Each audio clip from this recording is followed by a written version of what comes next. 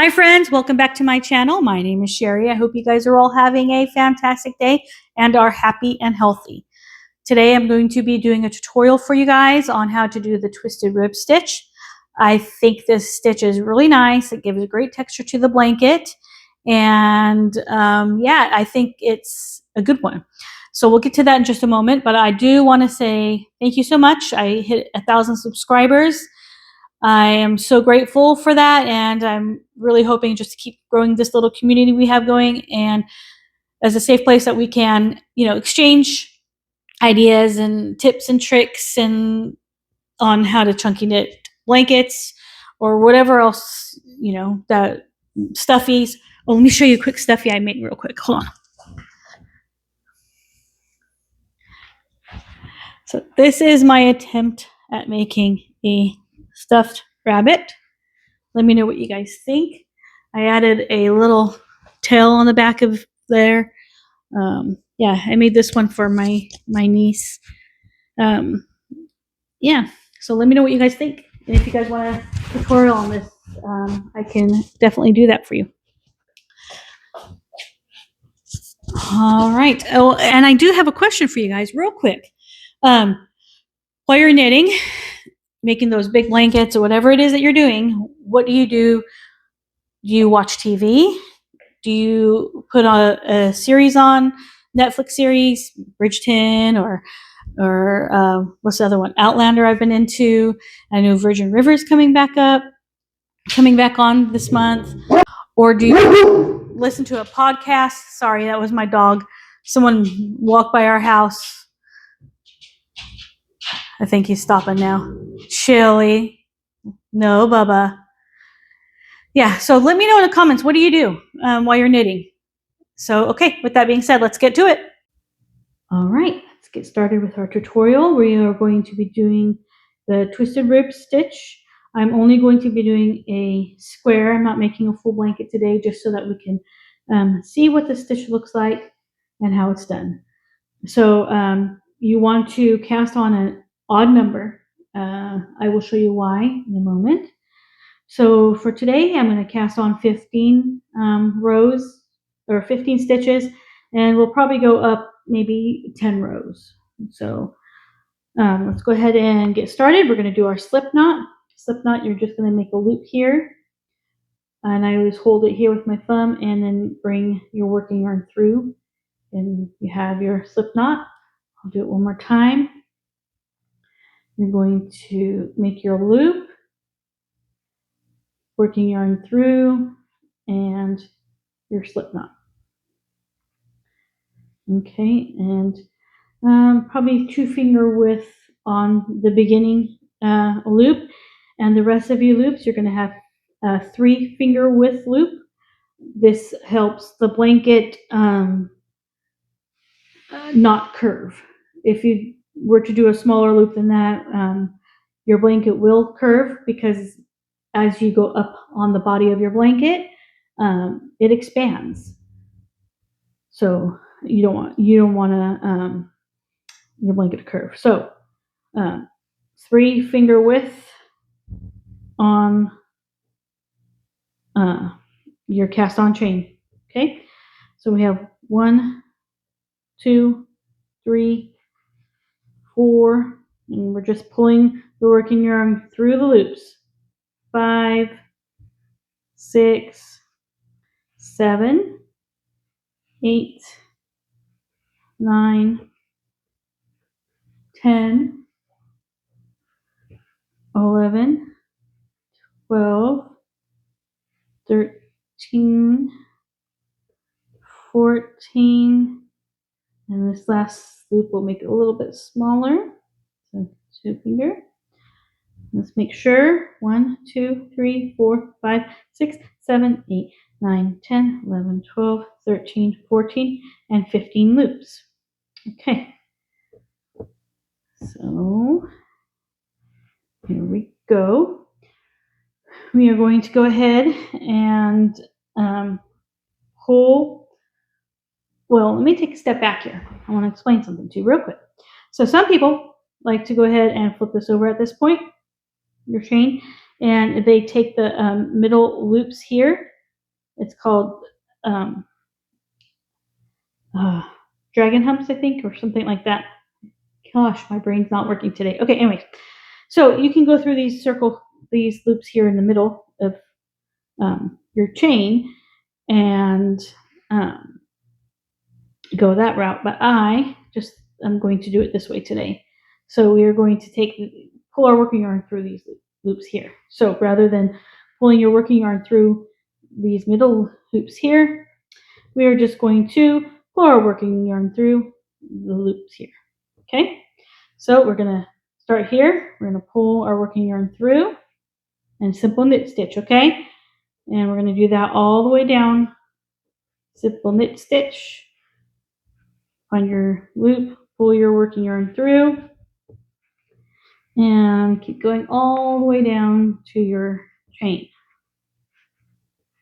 And go all the way down.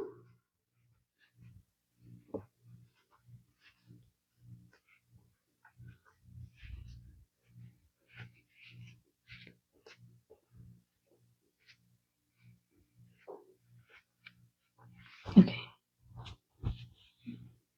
All right. You should have 15 loops. 1, 2, 3, 4, 5, 6, 7, 8, 9, 10, 11, 12, 13, 14. Did I count wrong? 1. Oh, wait. Don't mind me. 15. Okay, let's count. 1, 2, 3, 4, 5, 6, 7, 8, 9, 10, 13, 14, 15. Okay, so we have our 15 loops. Now we're going to go ahead and start our pattern. So what's going to happen is this first one and this last one, these are going to be knit stitches. In between, we're going to alternate between knit and twisted knit stitch, okay? So we have a knit here. So this one is going to be a twisted knit stitch. So what you do is, did I say knit stitches? I meant purl stitches. Sorry. Okay. So our next row is going to consist of twisted knit stitches and purl stitches, okay? So we have a knit stitch here. So we are going to do a twisted knit stitch here. Okay, so twisted knit stitch is you're going to take this loop and you're going to twist it. You're literally just going to twist it and pull your working yarn through. And when you twist it, you're going to twist it towards the direction that you're working to. And then when you come back the other direction, you're going to twist accordingly. So here we go. So we're going to twist this loop, pull working yarn through. Okay, that is our first twist stitch. Now we're going to purl the next one. Purl, and instead of pulling the yarn through like a knit stitch, you're simply just going to push the yarn through the front instead of pulling it through the back. Okay, so now we have our twist, we have our purl, and we're going to do another twist. So we're going to take this loop, twist it like so, and then pull the working yarn through. Okay, and our next one is going to be a purl stitch. Take your working yarn and push it through. Remember to finger width in the body of the blanket. We want to keep the stitches as close as we can because we don't want big holes in our blankets, okay? So now we are going to we did a purl, so now we're going to do a twist stitch. So take this loop, twist it towards the direction that you're working towards, and pull your working yarn through. Okay, next one is going to be a purl. Push your yarn through the loop, and this one's going to be a twist. Okay, and this one's going to be a push through for a purl stitch. Next one, twist. Take that loop and twist it. Okay, and we're going to have a purl, twist, purl, and then a twist. Okay, and then this last knit, the last stitch right here is going to be a knit stitch, because we want to keep a nice chain border on both sides of the blanket. And all right. Okay, so now, oh, and real quick, I told you we wanted an odd number. The reason is, if you go with an even number, then one side is going to be off. You see how we ended up with twist stitches here, and then our knit stitches. If we would have added 16, then we would have a purl stitch right here before the knit instead of the twist and a knit. So that's why you do an odd number on here. Okay. All right. So now we are going to do a twist stitch. Okay. But we're going this way. So your twist stitch is going to be twisted this way. You're going to pull the yarn through. Okay. And we're still going to continue to do a purl. Okay. Twist the direction that we're going to, and then we're going to push the yarn through the loop for a purl. Okay. Twist and purl. Okay. Twist and purl. It's a fairly simple stitch, but if you are newer to knitting, I would definitely make sure you're counting after each row, because they're kind of hidden. But once you get going into the body of the blanket, you'll see the pattern, and you'll know, like, it won't look right to you if you miss a stitch, or if you purl one and twist knit the other, it's going to look off. So you'll know once you get the hang of it. All right, so we did a purl right here. So this one's going to be a twist, purl, push the working yarn through, twist, take your loop, twist it to the right, and push the yarn through. And go, we're going to do twist and then knit. Okay, I'm going to do one more row with you guys here, and then I'm going to continue, and then I'll come back when we're ready to close up the square. Okay, so we're going to go ahead and we're going to the left now. So our stitches are all going to, our twist stitches are going to go to the left. So take your loop, twist, pull, push yarn through for the purl, twist, pull yarn through, push yarn through the loop for the purl, twist, push through, twist and pull, push through, twist, push through, twist, push through, twist, and push through. Or pull through on this last stitch. So you can see we're making our chain. Okay. So you can kind of already see there's a pattern happening here. This is what it's looking like on the back. I'm going to go ahead and do 7 more rows, and I will be back and we'll close it, and you'll get a better idea of the pattern. I'll be right back.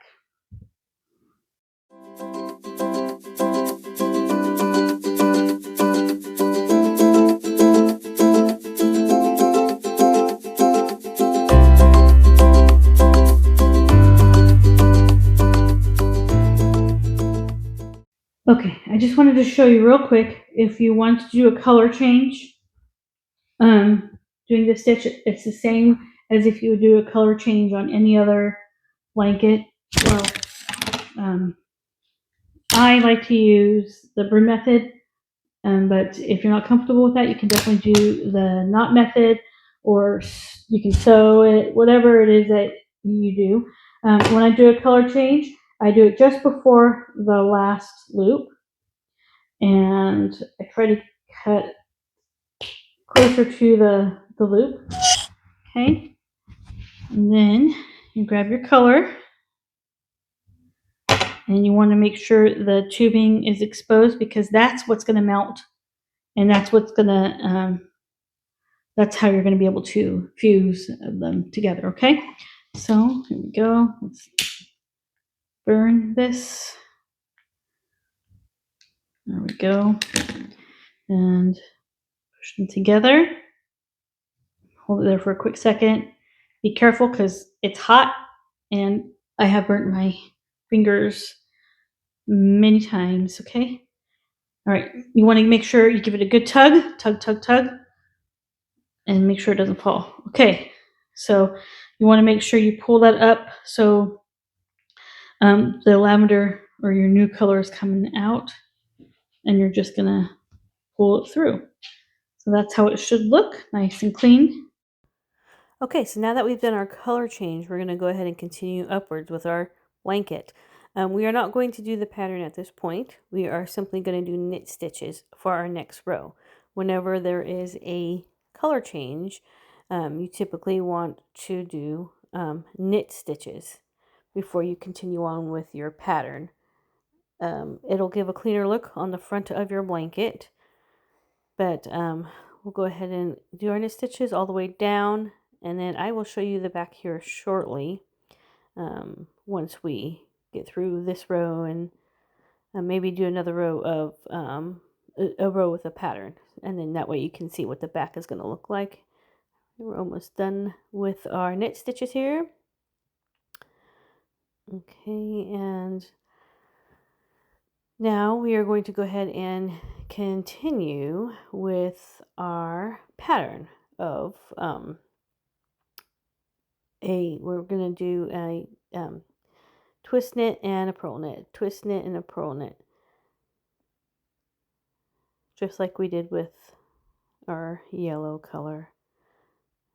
Okay, so we're going to simply do that all the way down. We're going to take that loop, twist it, pull the yarn through, push the yarn through the next knit, and we're going to do that all the way till we get the other end of the blanket. I really do love this pattern. I think it's super pretty, gives a lovely texture to the blanket, and it's quite simple to do other than just twisting it, and it's not that much difference than a regular knit stitch. So, and it gives just a little bit of texture, a little bit of personalizations, I should say. All right, we're almost at the end here, and don't forget to just regular knit that last stitch. There we go. Okay, so now we're going to flip it over. There we go, and that's what you have on the back. Okay, so if we didn't do the knit stitches like we did, this is what the front of the blanket would look like. You would have that different purple and yellow. All right, so we're going to go ahead and continue now doing our pattern all the way up the blanket.